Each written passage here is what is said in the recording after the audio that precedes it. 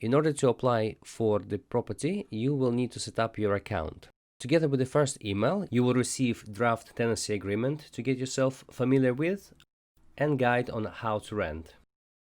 When you will click set up your account, it will take you to a new page where you'll be prompted to create your account. You will need to create your password. Then the lead tenant will be asked to enter the card details and pay the holding deposit, which is the first week rent. After you completed the payment, you will need to tick all the boxes that you have read and looked at the documents that are provided. It is very important that you download and view all these documents, otherwise you won't be able to proceed to the next page. Once you've done that, you can draw your signature. You can either type your signature or draw it if you're on a tablet or a smartphone. Once you put down your signature, click submit and it will take you to the next step. In the following video, you will be explained as a tenant what references are required from you and how to submit them. The tenant will see here a welcome slide, which will provide information on the details they're going to need to have to hand to complete the form. However, if they need to come back to this form at a later stage, they can also click Save and Proceed, so they won't have to repeat any of the steps they've already completed the details for. So, first up, the tenant will be asked to complete and confirm their personal details. They'll simply need to confirm their full name, phone number, and date of birth. They'll also be required to submit their additional details as you see on the screen now. The next step in the form is the residential history. In the residency section, the tenant will need to select the residential status from the drop-down menu and then complete the relevant details.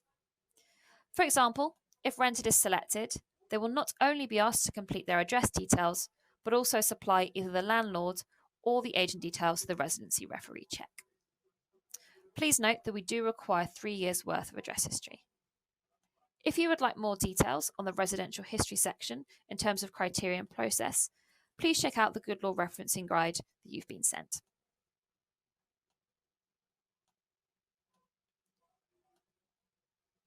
Next, the tenant will be asked to upload a copy of their proof of address. They can do this either by submitting a photo of the document or scanning in an image. It's as easy as that. Next, we'll go through to identification. Aliases have no outcome on the final check. It's just so we know what to look out for alternative details for the credit check if other names are noted. The intuitive referencing form will display the required information that we need to check for the right to rent eligibility. So for example, if United Kingdom is selected, we will ask for a copy of the passport. However, we do accept other documents if they do not have a passport. If outside the EU is selected, for example United States, you'll now see here that we will ask for a copy of the visa and the visa expiry date from a tenant. Next, we come through onto income, so occupation. Based on the occupation type that the tenant selects from the drop-down menu, they will then be asked to supply the relevant details. For example, if employed is selected, they will be asked to provide their relevant employment details. In the employment status, if temporary is selected, this will then result in a guarantor being recommended in the outcomes report. There are multiple options available here to suit the employment status of tenants. For example, student. You can now see here the data we require has changed.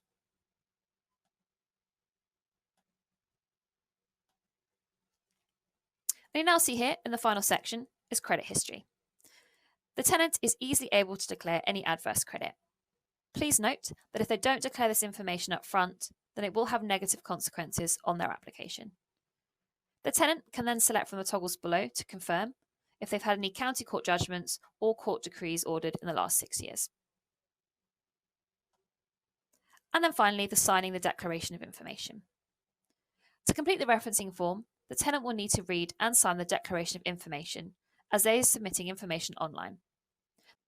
Once the tenant signs and submits the form by clicking Submit Reference, they will receive a pop-up outlining the next steps in the tenancy process. And the tenant will also receive an email with further details and a link to easily log back into their account so they can track the status of their reference. and easily access the tenant portal if they need to submit any updated information. Once you have submitted all your references and guarantor references if required, Goodlord team will process your documents, which normally takes up to 48 hours to produce the report. If all the documents that you have submitted have passed the checks and the Goodlord team haven't found any adverse credit score or CCJs and your income is sufficient enough, then we will discuss your application with the landlord. And if they accept you, then we move on to the next step where you will sign the tenancy agreement.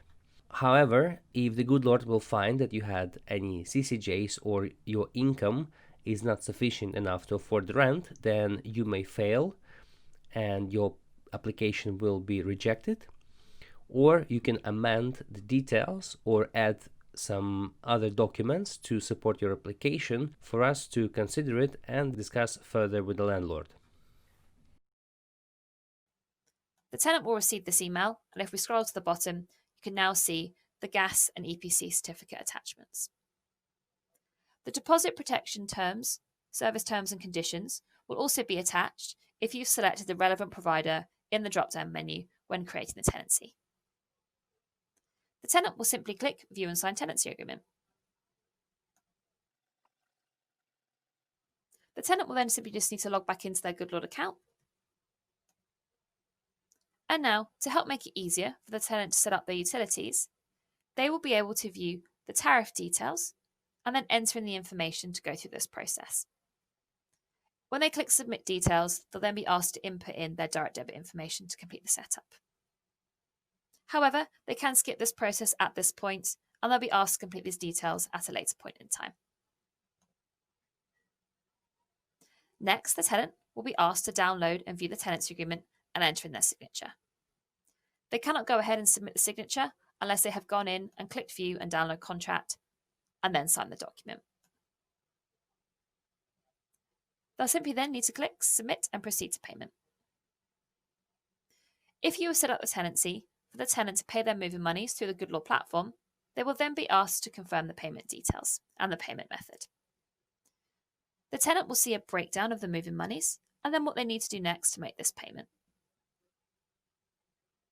In this instance, we're showing you the bank transfer option. The tenant will then click Submit, and this will then automatically send an email to the tenant. And that's it. Thanks for watching this Goodlord video.